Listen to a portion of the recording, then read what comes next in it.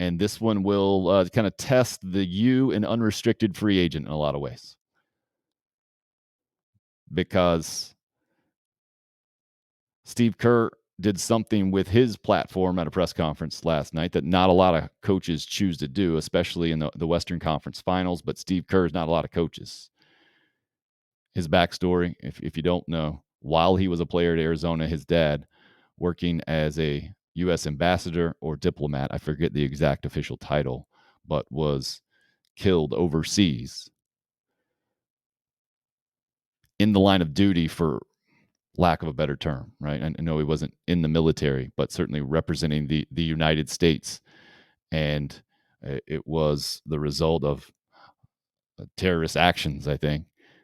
And so Steve Kerr lived that as a college basketball player, the death of his father while serving his country. And so I do give Steve Kerr a lot more latitude, I think, than most players or coaches who feel it necessary to express any sort of outside of sports realm opinion. Not that their opinions don't matter, but Steve Kerr, in my mind, I have a lot of respect for him in a lot of ways, so I'm going to listen to him. And I think he understands that. And I'm not saying that I agree with every perspective that Steve Kerr has, and I don't think we're on the same team a lot, actually, when it comes to political views. But I think what he had to say last night is very worthwhile to hear and start our conversation today after the obvious terrible tragedy in Texas with another school shooting. 19, I think, is the number dead, and having dropped off 3 kids today at elementary school. Absolutely cannot imagine what their families are going through, being unable to hug their children again after yet another tragedy in this country. And so Steve Kerr, I think, typifying a lot of our emotion, those of us who are parents, those of us who just, all of us who don't want to see this happen anymore in our country. Here's Steve Kerr, the Golden State Warriors coach, last night. Basketball, nothing's happened with our team in the last 6 hours. We're going to start the same way tonight. Any basketball questions don't matter. Since we left shoot-around, 14 children were killed 400 miles from here, and a teacher. And in the last 10 days, we've had elderly Black people killed in a supermarket in Buffalo. We've had Asian churchgoers killed in Southern California, and now we have children murdered at school. When are we going to do something? I'm tired. I'm so tired of getting up here and offering condolences to the devastated families that are out there. I'm so tired of I'm tired of the moments of silence. Enough. There's 50 senators right now who refuse to vote on H.R. 8, which is a background check rule that the House passed a couple of years ago. It's been sitting there for 2 years. And there's a reason they won't vote on it, to hold on to power. So I ask you, Mitch McConnell, I ask all of you senators who refuse to do anything about the violence and school shootings and supermarket shootings, I ask you, are you going to put your own desire for power ahead of the lives of our children and our elderly and our churchgoers? Because that's what it looks like. It's what we do every week. So I'm fed up. I've had enough. We're going to play the game tonight, but I want every person here, every person listening to this, to think about your own child or grandchild or mother or father or sister, brother. How would you feel if this happened to you today? We can't get numb to this. We can't sit here and just read about it and go, well, let's have a moment of silence. Yeah, go Dubs, Come on, Mavs, let's go. That's what we're going to do. We're going to go play a basketball game. And 50 senators in Washington are going to hold us hostage. Do you realize that 90% of Americans, regardless of political party, want background check, universal background check? 90% of us, we are being held hostage by 50 senators in Washington who refuse to even put it to a vote, despite what we, the American people, want. They won't vote on it because they want to hold on to their own power. It's pathetic. I've had enough. Steve Kerr, again, Golden State Warriors coach. Mavericks end up beating the Warriors last night, I think. Make that series 3-1, but powerful stuff and so much there. And I get it. This is certainly a sports show in general. But the unrestricted part of this show is that it doesn't have to just be that. And so today, if you are like me and you drop kids off at an elementary school, I don't know how you ignore or are unaffected by the most recent tragedy that was in Texas yesterday, and all of these tragedies, and that's the part that struck me the most about Kerr's comment. We can't be numb to this situation, and I appreciate him addressing it. Then the conversation turns to, okay, do you agree with how he did it? Because one of the reasons through the years doing a radio show in the morning that I simply just would choose not to address things like this is it felt awfully hollow, like he was talking about moments of silence. I think his feeling about that as well. It just to just say to an extreme tragedy like that, just the worst imaginable situation, like we're sorry for your loss, seems so minuscule, minimizing. And then to bring it up in that way, I guess the question also becomes, are you moving the conversation forward? I think Steve Kerr is in that way. And that's why I choose to play that comment and to have this conversation with you this morning.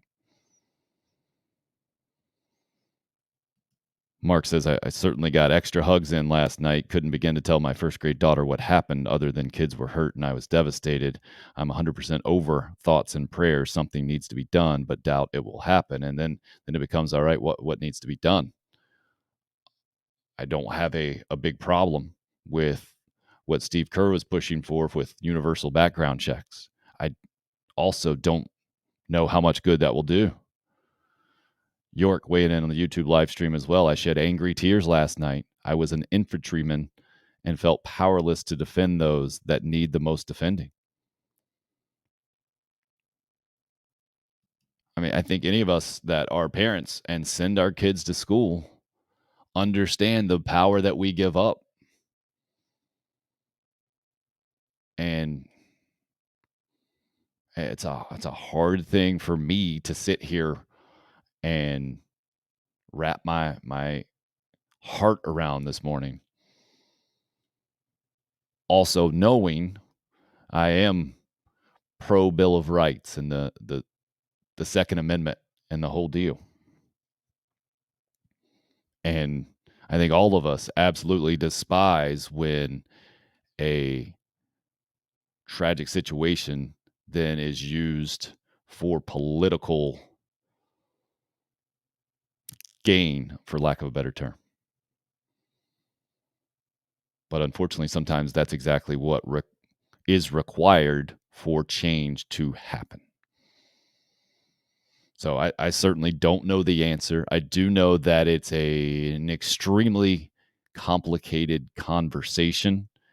I wish there was some sort of roadmap out there that would make all of us happy and was a clear solution and would end this immediately. I don't think that's what a universal background check would do. I think bad people are always going to find their way to do bad things. We certainly need to make it as difficult as possible. But we are fooling ourselves if we think that's going to completely fix the issue. I think the issue comes down to, and I almost pause to say it, the mental health portion of this conversation. Like, how does a person get to the point where they can even fathom doing such a thing? Where are we as a society that that's where we've gotten to on a relatively, unfortunately, consistent basis? Tragically, a consistent basis. And man, that's being an adult now, having come to the place where personally I felt I had to make a stand for a principle that I believed in that came at the cost of my job 6+ months ago. I'm not trying to make this about me. I'm just trying to give you my perspective is that one of the reasons that I did that was knowing the responsibility of being an adult and being in the position to stand up to fight a fight that I don't want my kids to have to fight. And none of us want to put our children in danger for sure. But also, add on top of that, if my generation right now, if this generation of adults can't somehow figure out a solution to this massive, consistent, tragic school shooting situation, then we're a failure to the next generation. And so Steve Kerr's right. Like something has to happen. Powerful people need to figure it out. And the way that he put it, I think, expressed a lot of our frustration. I'm pretty sure Steve Kerr is a Democrat. I consider myself a Republican. I think he's more liberal. I certainly consider myself more conservative, but I certainly share his frustration with anyone in an elected position. The idea that they're doing something to hold on to their power instead of making the right choice or moving our society forward. So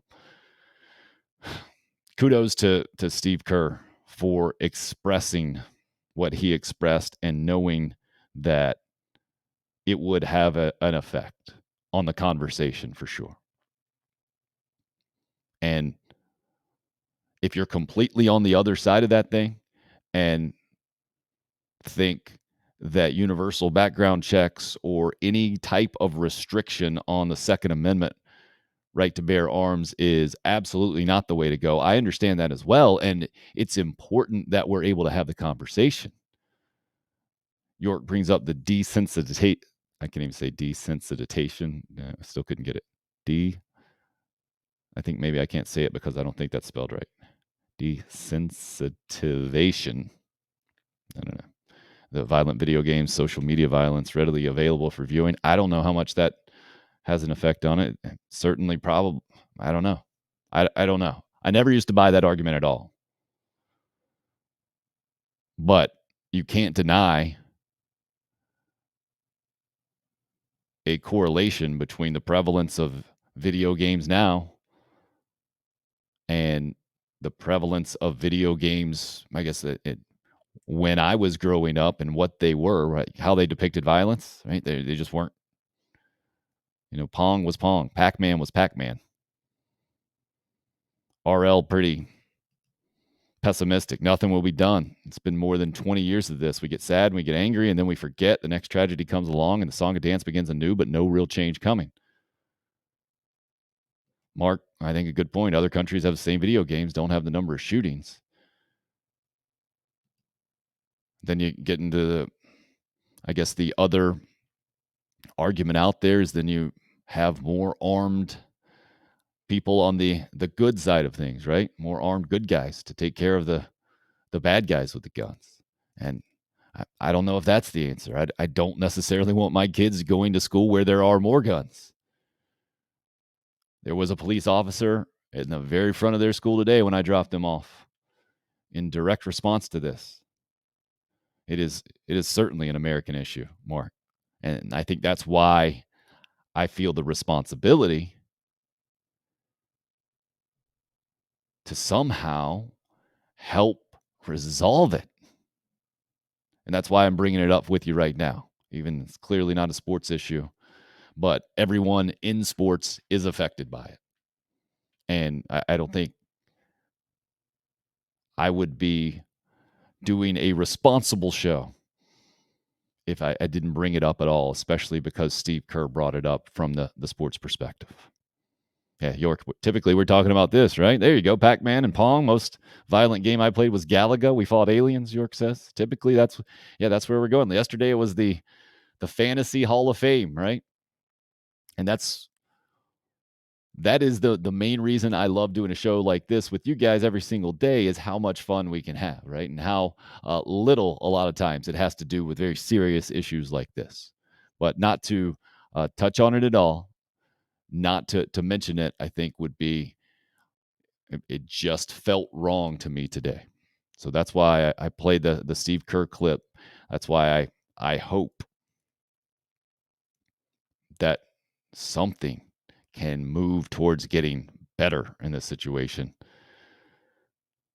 I wish I had the recipe for it. Only thing I know is that it's complicated, and inaction is unacceptable, right? The getting numb to it and then watching it on TV again, however many days, weeks, months later. I'm with Steve Kerr on that, man. Fed up. And anyone in a position of power who doesn't understand that, who doesn't understand that that's where the country is, that's where certainly parents are right now, needs to be out of office quickly. Mark says, in college, I had two different roommates, both in the armed forces, misfire a gun, which ended up in the room I was currently in. I'm about as anti-gun as there can be. I would imagine so with that personal experience. I felt like you might have been setting us up, though, for some sort of ultimate resolution that you feel like might be helpful here. Because that's where it comes to. That's where it's a nearly impossible conversation right now, having not been on the other side of it, right? We don't know the solution to this. We've never seen this before. No other countries have dealt with this on this scale. We all appreciate our freedoms. And I'm sure Mark understands the importance of the Second Amendment. I think I've come to appreciate our freedoms in this country that much more over the last 7 months or so, personally. So I don't want those to go away. But obviously, we don't want what happened yesterday, what has happened so many times in this country to happen ever.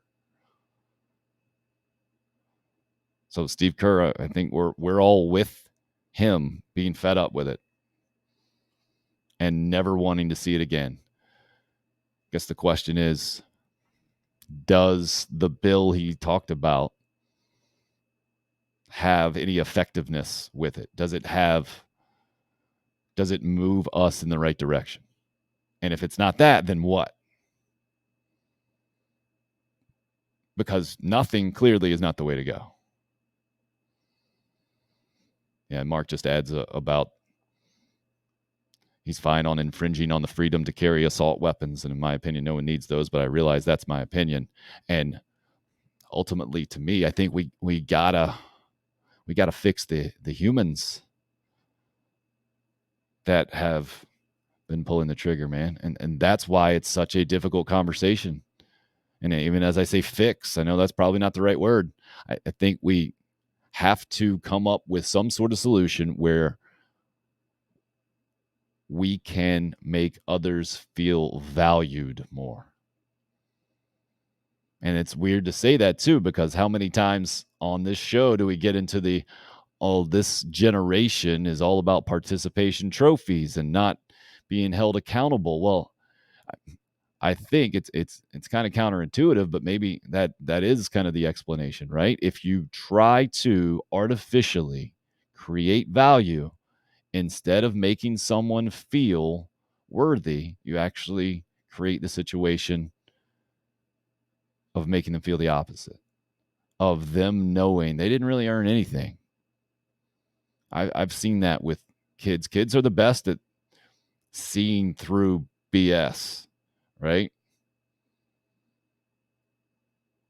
I mean, last night I saw it with crying kids who just had their baseball season come to an end, and there were some questionable calls involved. And if I would have got up there and said, "There, hey, that's just that those were the right calls, and we have to live with it," no, that's not what I said. I said that, yeah, I'm with you guys. That wasn't fair. I don't agree with some of those, but you do have to, from a sports perspective, especially. And this is why I love sports, especially team sports, as much as I do.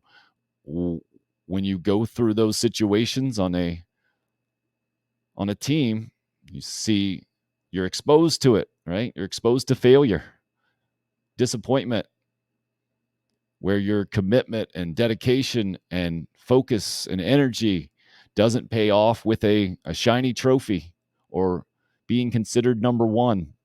And then you got to deal with that.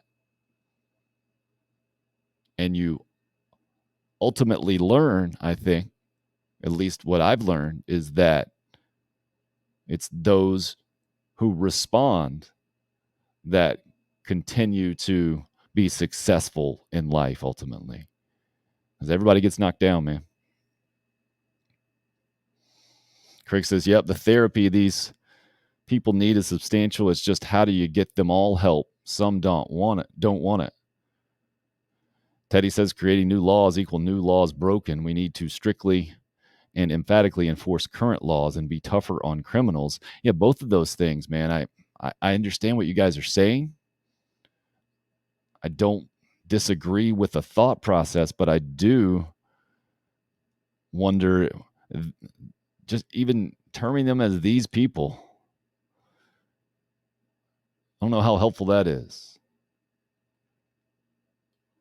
Because I know we all want to separate ourselves from anyone who's ever had any kind of part of this awful, awful acts. But we do need to understand those are human beings as well. So where my brain goes to is, how did that happen with that human being? I know I'm a fan of the Joe Rogan podcast. Have listened to him for years and years and years, and his philosophy kind of changed my mind on a lot of things. It just is memorable for some reason. Like, those people were babies at one point too, and having been a parent now and having a 2-year-old now, seeing the development, like how does someone get going down that path? I wish we just had someone out there that could tell us that and give us then the roadmap to keep that from happening, because that's the problem, right? That anyone could ever wander down the path where these awful, awful things are an option, or, I mean, even in the realm of consideration. Oh, so disgusting in so many ways, man. I'm sorry to go off down that tangent, but again, feel like it's necessary. It's probably therapeutic for me to even just to talk about it with you guys. So I appreciate your willingness to engage in that conversation, knowing that is not probably what you clicked on to hear this morning. And the college baseball discussion about the Gamecock season coming to an end last night. And maybe that's a great example that we put on the show, right? The raw emotion from Andrew Eister and that chapter ending for him. That is real, man. That has been his life. And knowing the impact that the Columbia community, and saying that he's probably going to end up living here, and all the ways his life has gotten better, but then seeing him not afraid to put the disappointment out there, everything that means to him. I think in that way we're getting better as a society, knowing that being vulnerable with our emotions is okay. It's not that old school, hey man, just toughen up, and you can't be tough if you're going to show that kind of emotional things. No, we understand that actually the toughest people out there are the ones willing to show that, to open up. And so I'm hopeful that we can also figure out this other massive problem of school violence, school shooting violence somehow entering into the realm of options for anyone out there. RL says guns are way easier to get, less expensive than therapy in most places, unfortunately. Well, not just less expensive or easier to get, but I mean that's another part of this discussion as well that I don't hear happening a lot because it's so complicated, right? I mean, I think this latest example, there was therapy involved. I mean, we've seen it several times, I think, with unfortunately multiple examples. The Denver movie, the Colorado movie theater one pops in my head where there's documentation and there's some sort of foundational help offered, or that path was there, and it clearly didn't work or keep things from happening how it needed to. So that's why I think it's such a difficult conversation, right? There's even when I mentioned it earlier, just mental health, right? And that's why anyone who ever brings that up on this show, and I appreciate those that do. Corey Miller, Savell Newton talked about their personal struggles with kind of identity and worth after sports from that perspective. And now Savell Newton and Corey Miller both professionally trying to use the lessons they've learned personally to help others. I think that's part of the solution, right? Creating organizations designed to help others, but just saying that on the surface is a much different issue than preventing massive tragedies from happening, unfortunately, consistently in the country.